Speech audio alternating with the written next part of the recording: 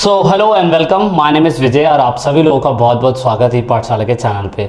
दोस्तों, आप ई पाठशाला चैनल पे 2022 के हिसाब से नई सीरीज़ के हिसाब से history, political geography, economic, fine art और सोशलॉजी जैसे सब्जेक्ट जो है पढ़ रहे हैं।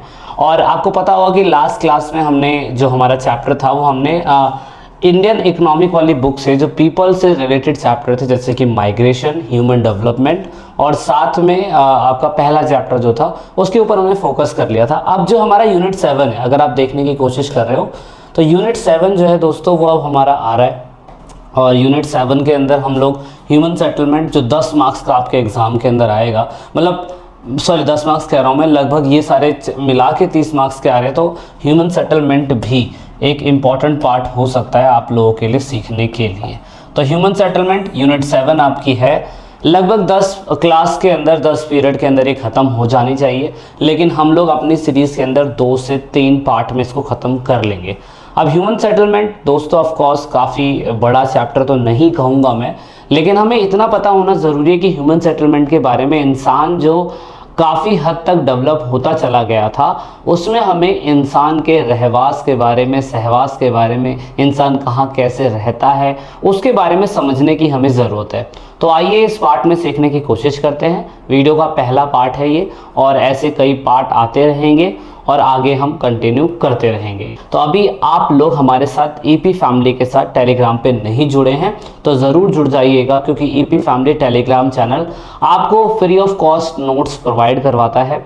तो इंस्टाग्राम के साथ साथ हम टेलीग्राम पे अवेलेबल है। तो टेलीग्राम ईपी फैमिली, इंस्टाग्राम ई पाठशाला चैनल, आप सभी लोग हमारे साथ वहाँ पे जुड़ सकते हैं और बहुत सारी इन्फॉर्मेशन ले सकते हैं। चैप्टर की शुरुआत कुछ यहाँ से होती है, ह्यूमन सेटलमेंट। दोस्तों असल में ह्यूमन सेटलमेंट है क्या? देखिए, आप जैसे कि अपने नानी के घर गए रहने के लिए, अपने नाना के घर गए, अपनी मामी के घर गए, अपनी चाची के घर गए।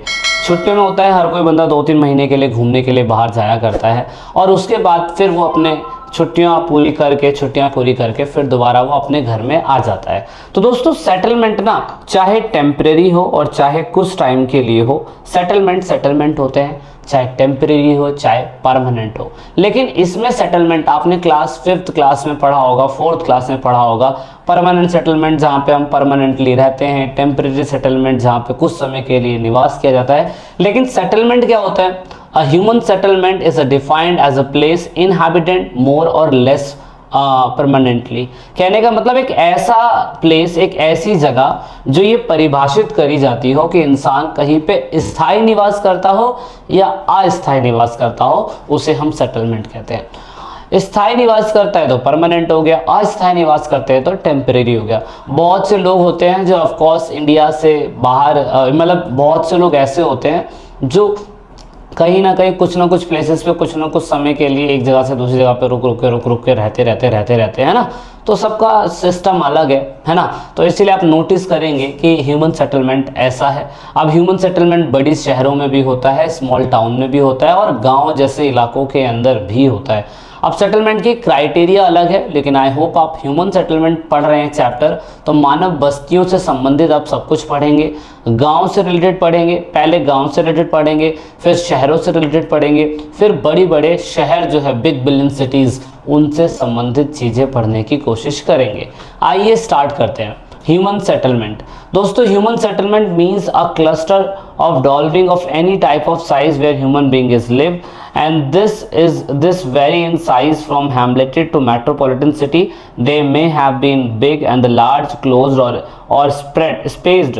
They have practiced primary, secondary and tertiary.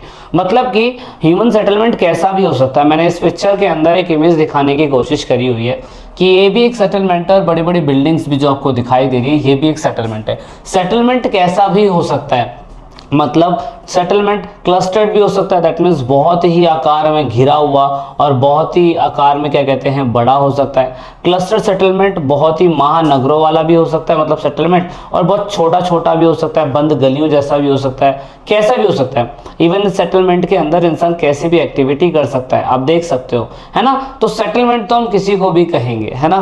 तो इस पर एक चीज़ मुझे याद आ रही थी कि क्या कहते हैं, अपना जो घर होता है वो इंसान को चाहे छोटा हो चाहे बड़ा हो, अपने घर को घर ही समझना चाहिए। कभी भी ये आशा ना करें कि यार मेरे पास छोटा घर है तो मेरे पास बड़ा घर क्यों नहीं है। आप ये याद रखिएगा कि घर चाहे छोटा हो चाहे बड़ा हो, घर घर होता है। तो आप देख सकते हैं चाहे स्मॉल हो चाहे लार्ज हो चाहे क्लोज्ड हो चाहे स्पेस्ड हो, घर घर है। आप भी मेहनत करिए, बड़ा घर बनाइए। आप अगर उस जगह पे हैं तो वहाँ से निकलने की कोशिश करिए, आपको अगर लगता है तो बिल गेट्स का ये तो कहना था कि if you born poor it's your not mistake, if you die poor it's your mistake. तो यहाँ पे यही सेम चीज़ है कि सेटलमेंट के ऊपर हमें फोकस करना है। और सेटलमेंट जो है दोस्तों यहाँ पर एक्टिविटी पे भी निर्भर करता है। जो जैसे प्लेस पे रहता है सेटलमेंट के हिसाब से वो वैसी ही क्रियाएं प्रतिक्रियाएं एक्टिविटी करता है। जो बंदा बड़ी बड़ी बिल्डिंग में रहता होगा वो खेती कृषि इन चीज़ों पे फोकस नहीं करता होगा, है ना। जो बंदा झुग्गी झोंपड़ी नॉर्मल से घरों में रहता होगा वो प्राथमिक हद से हद द्वितीयक सेवाओं में लग जाता है। तो इतना आपने फोकस कर लेना है, ठीक है। ये थोड़ा सा बेस आपको समझाने के लिए है। अब क्लासिफिकेशन ऑफ सेटलमेंट, अगर ह्यूमन बस्तियों की बात करें तो वैसे तो बहुत सारी होती है, लेकिन इन्होंने मेन क्लासिफिकेशन दो तरीके से करी हुई है, रूरल सेटलमेंट और अर्बन सेटलमेंट। आज भी आपको एक फैक्ट बता दूं कि हमारे इंडिया के अंदर रूरल सोसाइटी अर्बन सोसाइटी ज़्यादा, आज भी रूरल सोसाइटी के अंदर लोग ज़्यादा रहते हैं। ये आपने माइग्रेशन वाले चैप्टर के अंदर पहले भी पढ़ लिया था। तो दो तरीके की सेटलमेंट है, तो दोनों ही सेटलमेंट, रूरल सेटलमेंट और अर्बन सेटलमेंट, तो ऑफ कोर्स दोनों सेटलमेंट अलग होंगे। तो हमें अच्छी तरीके से ये पता होगा कि इन दोनों के अंदर डिफ्रेंसिएशन बहुत सारा होगा। तो जो भी डिफ्रेंसिएशन होगा इन दोनों के बीच में वो हमें समझ लेना है। 3 मार्क्स का क्वेश्चन आता है, रूरल सेटलमेंट और अर्बन सेटलमेंट। तो rural settlement of course primary या हद से सेकेंडरी एक्टिविटी में लगे रहते हैं, और दूसरा अर्बन सेटलमेंट के अंदर प्राइमरी एक्टिविटी, खेती के काम को छोड़ के कोई भी काम इनसे करवा लो। ये बंदे हाई लेवल नेक्स्ट लेवल की मॉडर्न टेक्निक का इस्तेमाल करते हैं और ये लोग अपना काम करते हैं। तो सेकंड अर्बन और रूरल सेटलमेंट में यही डिफरेंट होता है। जो रूरल सोसाइटी होती है ना वो हमेशा कच्चा माल देती है, और जबकि अर्बन सोसाइटी जो होती है उस कच्चे माल से चीजें बना के प्रॉफिट कमा लेती है। देख रहे हो दिमाग, देख रहे हो कितना तेज है इन लोगों का। मतलब अर्बन सोसाइटी के अंदर खेती नहीं हो रही है, पर दोस्तों जैसे मान लीजिए कि रूरल सोसाइटी आम बना रही है, आम पैदा कर रही है, तो रूरल सोसाइटी एक रॉ मटेरियल दे देती है, आम दे देती है, कच्चा आम दे देती है, और वो कच्चा आम आता है शहरों के अंदर। शहरों के अंदर उस कच्चे आम से बनाया जाता है अचार, और अचार फिर मार्केट में सेल कर दिया जाता है। तो जो बेचारा आम बना रहा है उसको कम प्रॉफिट हो रहा है, लेकिन जो आम से कच्चा आम बना के अचार बना दे रहा है उसको ज़्यादा प्रॉफिट हो रहा है। तो मेन यही है कि आप तकनीक का सही इस्तेमाल करेंगे, अपनी बुद्धि का सही इस्तेमाल करेंगे तो आप भी लाखों कमा सकते हैं। तो यहाँ पे भी सेम यही हुआ, प्रोवाइड रॉ मटेरियल, और ये लोग प्रोवाइड करवाते हैं, ये रॉ मटेरियल को प्रोसेस में लाते हैं। मेन है ये उत्पादन भोजन का केंद्र है और ये सेवाओं का केंद्र है। गेहूं, दाल, मक्का, चना कुछ भी उगता है वो रूरल इलाकों में तो उगता है, जबकि क्या कहते हैं सेवाएं जो होती है एटीएम की, फेसबुक की, इंटरनेट की, सॉफ्टवेयर से संबंधित, ये सारी चीज़ें कहाँ होती है, ये सारी की सारी चीज़ें प्रोवाइड होती हैं, सेवाएं होती है आपके कहाँ पे, अर्बन सेंटर्स के अंदर।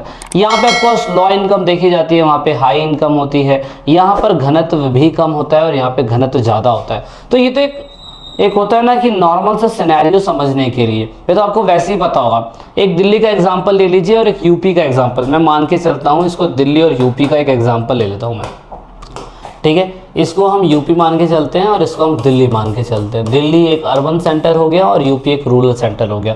तो यूपी के अंदर ऑफकोर्स प्राइमरी एक्टिविटी होती है, ये ऑफकोर्स रॉ मटेरियल देते हैं, भोजन का केंद्र यही है, इनकम भी कम है, लो डेंसिटी भी यहाँ पे हमें ज़्यादा देखने को मिलती है, मतलब लो डेंसिटी है दिल्ली के कंपैरिजन में, जहाँ पर यूपी के अंदर कुछ 324-332 पर स्क्वायर किलोमीटर लोग देखने को मिलते हैं। मतलब मैं एग्जैक्टली श्योर तो नहीं हूँ, लगभग इसके आसपास ही है, और दिल्ली के अंदर तो 11,000 प्लस है। तो ऑफकोर्स वहाँ पे डेंसिटी ज़्यादा है तो इनकम भी ज़्यादा होगी। डेंसिटी जहाँ ज़्यादा है वहीं पे व्यापार, उसके बाद उद्योग, बिजनेस, बहुत सारी चीज़ें एजुकेशन से रिलेटेड, टेक्नोलॉजी से रिलेटेड सब कुछ वहीं होगी, और इसलिए इनकम भी वहीं ग्रो होगा, है ना। तो ये लोग बेचारे कहाँ खेती के काम में लगे रहेंगे, है ना। तो ये भी एक चीज़ हो सकता है कि रूरल सोसाइटी में और अर्बन सोसाइटी के अंदर ये डिफ्रेंसिएशन देखा जाता है। अब अगर हम रूरल सोसाइटी की बात करें तो रूरल सोसाइटी के अंदर बहुत चीज़ें मैटर कर जाती है दोस्तों। ये है फिजिकल फीचर। फिजिकल फीचर, दूसरा है कल्चर एंड एथनिक फैक्टर, और तीसरा है सिक्योरिटी फैक्टर। मतलब ये है कि ग्रामीण बस्तियां जो बस्ती है, मतलब गांव के अंदर जो बस्तियां बस्ती है, पहले हम गांव के बारे में समझेंगे, फिर हम जाके अर्बन सेंटर्स के बारे में समझेंगे। तो सबसे पहले ग्रामीण बस्तियों की बात करी जाए तो ग्रामीण बस्तियां तो दोस्तों हर जगह है। उत्तराखंड, उत्तर प्रदेश, उत्तरांचल, हिमाचल प्रदेश, झारखंड, मध्य प्रदेश, हर जगह आपको रूरल सोसाइटी देखने को मिलेगी। अब जो रूरल सोसाइटी है दोस्तों, ये रूरल सोसाइटी अगर कहीं पे बसती है तो उसके कारण कौन से होते हैं, अगर कारण हमें समझ में आ जाते हैं तो हम ये काफ़ी अच्छी तरीके से समझ पाएंगे कि किस तरीके से वो सोसाइटी जो है, वो सोसाइटी पूरी तरीके से हमारे लिए काम करेगी, है ना। मतलब वहाँ पे लोग फिर कैसे बसेंगे हम ये भी देख पाएंगे। तो फिजिकल फीचर में सबसे पहले अगर रूरल सोसाइटी कहीं बस रही है तो उसका पहला कारण होगा टेरेंस। टेरेंस दैट मीन्स सीढ़ी नुमा, कहाँ पे, जहाँ पे सीढ़ी नुमा से ऐसा प्लेस होता है ना, तो आपने देखा होगा हिमाचल साइड के अंदर लोग टेरेंस फार्मिंग ज़्यादा करते हैं, तो वहाँ पे थोड़े से ग्रामीण इलाके हमें देखने को मिलते हैं। एल्टीट्यूड, हाई एल्टीट्यूड पे आपको कम लोग बसे हुए दिखेंगे। दूसरा क्लाइमेट, क्लाइमेट अगर एग्रीकल्चर से संबंधित नहीं है तो रूरल सोसाइटी वहाँ बस ही नहीं सकती है। दूसरा अवेलेबल ऑफ वाटर, ऑफकोर्स खेती के लिए पानी चाहिए, तो ऑफकोर्स कहाँ पे बसेंगे ये लोग दोस्तों, रूरल सोसाइटी फिजिकल फैक्टर के अंदर, जहाँ पर क्लाइमेट अच्छा होगा। टेरेंस तो मैंने एक एग्जांपल बता ही दिया। उसके बाद एल्टीट्यूड, हाई एल्टीट्यूड पे ग्रामीण बस्तियां बस जाती है। अवेलेबल ऑफ वाटर, जहां पानी नहीं होगा वहां खेती नहीं होगी, इसीलिए दोस्तों यहाँ पे भी लोग ग्रामीण बस्तियां बसती है।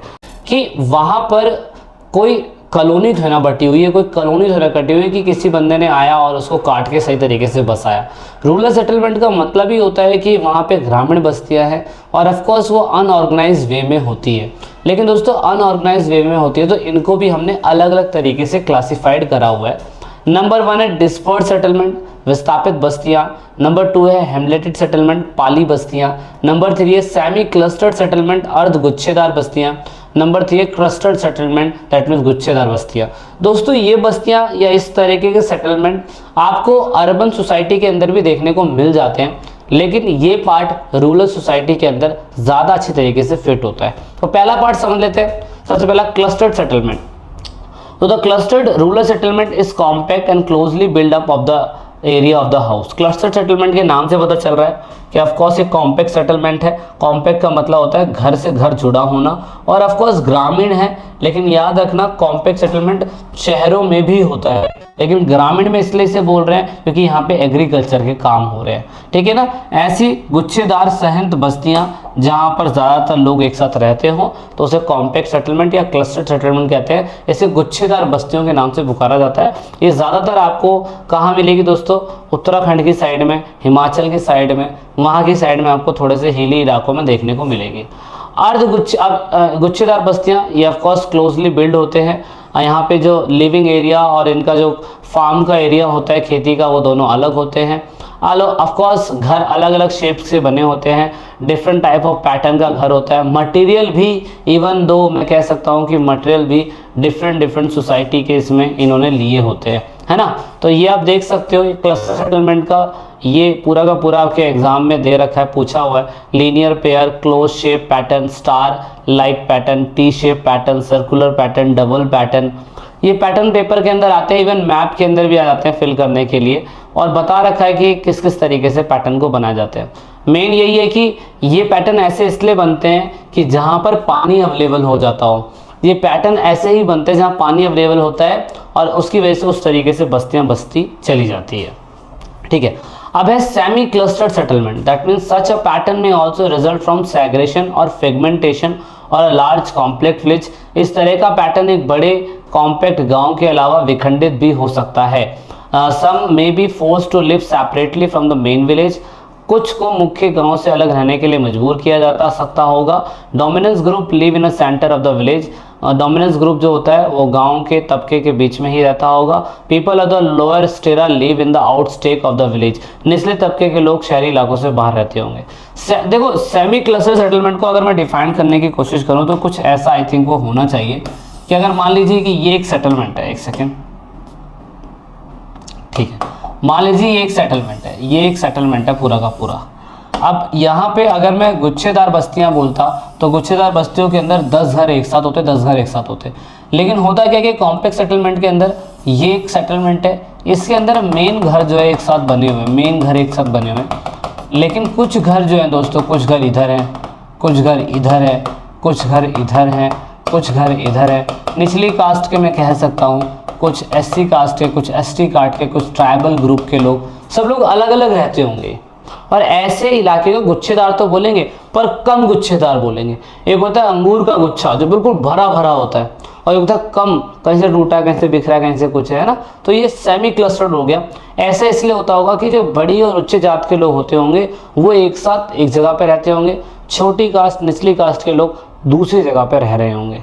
और जबकि कॉम्प्लेक्स सेटलमेंट के अंदर छोटी कास्ट बड़ी कास्ट नहीं, सारे घर एक साथ होते हैं।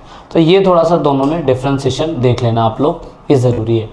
अब हेमलेटेड सेटलमेंट दोस्तों इन दोनों सेटलमेंट से थोड़ा सा अलग है, क्योंकि sometime the settlement is fragmented, मतलब कभी कभार होता है जो सेटलमेंट होते हैं ना, पेरेंट होते हैं, अलग अलग हो जाते हैं, विभाजित हो जाते हैं, कई इकाइयों के अंदर विभाजित हो जाते हैं, और सामान्य इसकी वजह से इनका फिजिकल फीचर जो है वो एक ही रहता है। बस आप कह सकते हैं कि थोड़ा दूर दूर पे ये लोग, जैसे कि some settlement is fragmented into the several unit physically separate from each other bearing a common name. मतलब पाली भाषा या पाली बस्तियां वो बस्तियां होती है थोड़ी सी टूट के छिटक के अलग हो जाती हैं, पर होती एक ही है। तो दोस्तों इसको क्या क्या कहा जाता है लोकल लैंग्वेज के अंदर, ये पेपर के अंदर पूछा गया है कई बार, पाना, पारा, पाली, नगरला, धानी, ठीक है, ये इस नाम से इनको लोकल लैंग्वेज पे अलग अलग जगहों पे हेमलेटेड सेटलमेंट को ये कहा जाता है। ऑफ कोर्स एग्रीकल्चर से रिलेटेड काम करते हैं, और ज़्यादातर ये लोग एक ही सोसाइटी के या एक ही एथनिक ग्रुप के होते हैं। ये ज़्यादातर वैली के निचले इलाकों में रहना पसंद करते हैं, गंगा घाटी के आसपास के इलाकों में। डिस्पर्ट सेटलमेंट को बताने की ज़रूरत नहीं है, ये बस्तियाँ जो है घर दूर दूर से पाए जाते हैं, ठीक है। तो दोस्तों ये थोड़ा सा बेस था आपको समझाने के लिए चैप्टर में ह्यूमन सेटलमेंट से रिलेटेड क्या क्या चीज़ें हैं। आई होप आपको थोड़ी बहुत चीज़ें समझ में आई होंगी। I hope this video very useful for you, और आपको अच्छा स्कोर करवाने में मदद करवाएगी 2020 और 22 में। वीडियो अच्छी लगी तो लाइक से सब्सक्राइब ज़रूर करिएगा, ईफी फैमिली के साथ ज़रूर जुड़िएगा, क्योंकि ईफी फैमिली आप सभी लोगों के लिए नए तरीके से कंटेंट लेके आ रही है। तो मिलते हैं वीडियो के अगले पार्ट में, जब तक के लिए जय हिंद, जय भारत, वंदे मातरम।